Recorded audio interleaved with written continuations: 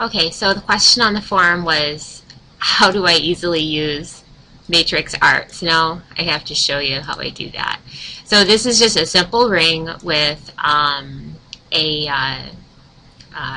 UV curve set up so that you can flow your texture onto this surface later.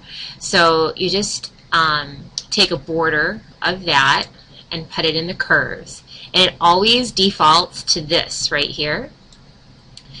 And so what you want to do is, this angle here is directly related to this. So I always just make this flat, and you just have to like pull this up, and the shift key, you just kind of have to eyeball it to get it straight. You don't have to like hold down shift or anything.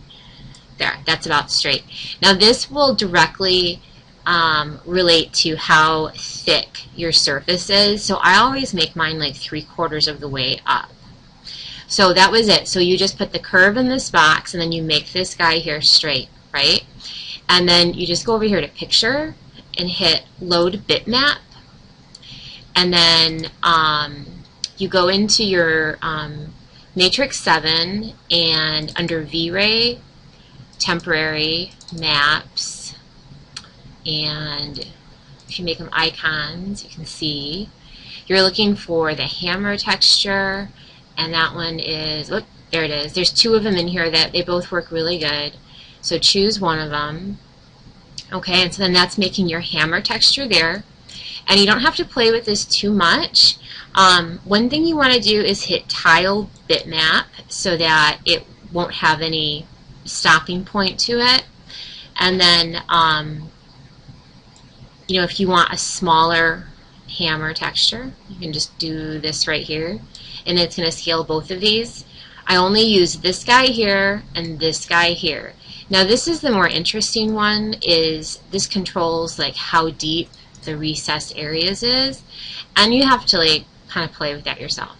So I always almost go like about 1/2 millimeter, because you're just going to sandblast it right after casting for hammer finish. Like that's what we usually do, but you can do whatever you want. But anyways, so that's it. And then you just you go back to the layer and hit create mesh, and there it is. There's your mesh. So now you've got something that you can work with to pop up on here for the like a smart flow or flow along curve. But one other thing that you want to do, because this is a mesh, and who wants to work with a mesh, make it into just like a poly surface. Just like drape that whole thing, and actually you need a little bit better resolution. Drape that at a high resolution, make that into a solid, trim it off, and then pop it up onto your surface up here. I mean, if you want to, you can still smart flow this onto there. Where is that? It's it should go up there. There it is.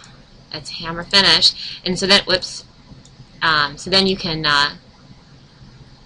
works a lot better if it's not a mesh. But that's how I easily do it.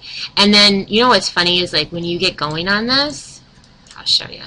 If you go back into art, because once you realize that you can just use like, oh, I can just use like these simple 2 steps in here to do all kinds of textures, you'll end up like doing all kinds of experimental textures, because you can just put like you can just put a